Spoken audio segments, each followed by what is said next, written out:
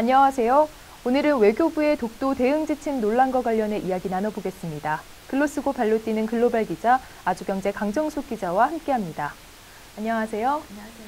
네, 먼저 외교부가 독도와 다케시마를 지도에 함께 표기하는 것을 문제 삼지 말라는 지침을 제외 공간에 내린 것으로 알려져 논란이 되고 있는데요. 네, 지난 21일 주 러시아 한국 대사관에서 열린 국정감사에 외교부가 제외 공간에 외국 언론이나 기관에 독도와 다케시마를 지도에 함께 표기하는 것에 대해 무례하게 문제 삼지 말라는 지침을 내린 것으로 알려져 논란이 일고 있습니다. 논란이 일자 외교부는 어제 긴급 해명을 하는 등 진화에 나서고 있지만 논란은 좀처럼 쉽게 사그라들지 않고 있습니다. 독도는 우리나라 땅인데 사실 어떻게 된 상황인지 궁금합니다. 쉽게 납득이 가지 않는 부분인데요. 네, 논란은 지난 21일 러시아에서 진행된 국회 외교통일위원회 국정감사에서 시작됐습니다. 국회 부의장을 맡고 있는 새누리당 이병석 의원이 외교부가 공간에 지침을 보내 독도와 일본식 명칭인 다케시마를 함께 표기하는 것을 무리하게 독도 단독 표기로 바꾸도록 요구하지 말도록 규정하고 있다며 정부의 소극적 대응을 지적했는데요.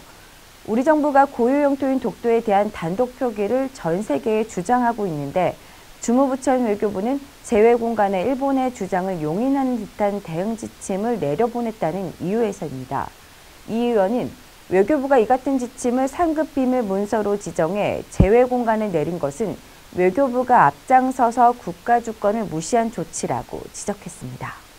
네, 외교부는 이에 대해 어제 독도 단독 표기는 정부의 기본 원칙이라며 해명에 나섰다죠.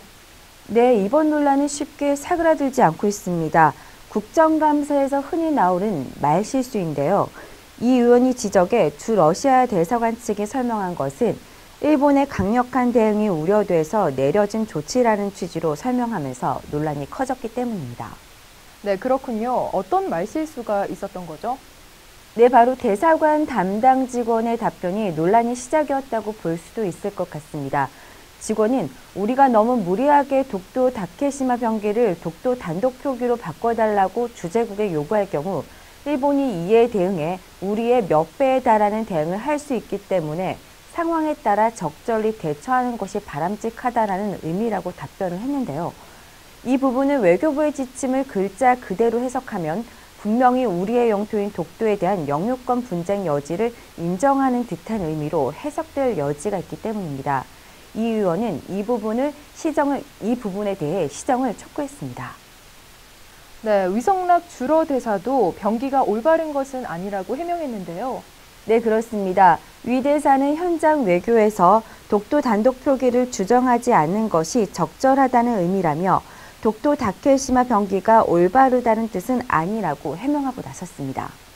네, 이번 논란이 확산되자 외교부는 해명 자료 등을 통해서 급히 진화에 나섰는데요. 네, 그렇습니다.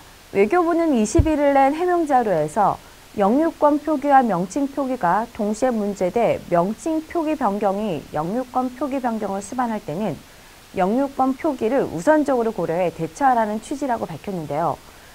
독도의 영유권 표기와 명칭 표기 문제는 단독 표기가 기본 원칙이지만 이 문제가 동시에 제기될 경우 국토 수호의 차원에서 한국, 즉 사우스 오브 코리아, 영유권 표기가 우선적으로 고려해야 한다는 취지라는 설명입니다. 네, 논란에 대한 누리꾼들의 반응도 뜨겁습니다. 이 네티즌들은 독도 다케시마 병기 논란, 조용한 외교 문제 있다. 혹은 독도 다케시마 병기 논란과 관련해서 외교부는 책임을 져야 할 것이라며 다양한 반응을 보이고 있습니다. 네, 외교부도 이런 점을 의식했는지 어제 국회에 추가 설명을 한 것으로 알려졌습니다. 현재 전 세계에서 독도 지명은 독도, 다케시마, 그리고 독도 다케시마, 독도의 영어명인 리앙쿠람 등으로 독도의 영유권은 한국과 일본, 분쟁 지역으로 다양하게 표시되고 있습니다. 이런 상황에서 독도로 표기가 되지 않은 외국 지도 등의 지명을 독도로 바꾸려는 시도가 자칫 한국으로 이미 영유권이 표기되어 있는 상황에 오히려 부정적인 영향을 줄 경우에는 영유권 문제를 우선적으로 고려해 대응하라는 취지였다는 게 외교부의 해명입니다. 네, 이번 논란에 대해 한 트위터리아는 외교분지라는 촌철살인의 한마디를 남기며 외교부의 자세를 꼬집었습니다. 외교부의 소극적인 지침으로 시작된 이번 논란이 불분명한 해명으로 더욱 점화가 됐다는 것은 분명해 보이는데요. 언제쯤 진화가 될 수 있을지는 아직까지 의문입니다. 민감한 외교 사안인 만큼 외교부의 좀 더 신중한 언행이 요구되겠습니다. 오늘 준비한 정보는 여기까지고요. 다음 주에 더 알찬 정보로 찾아뵙겠습니다. 고맙습니다.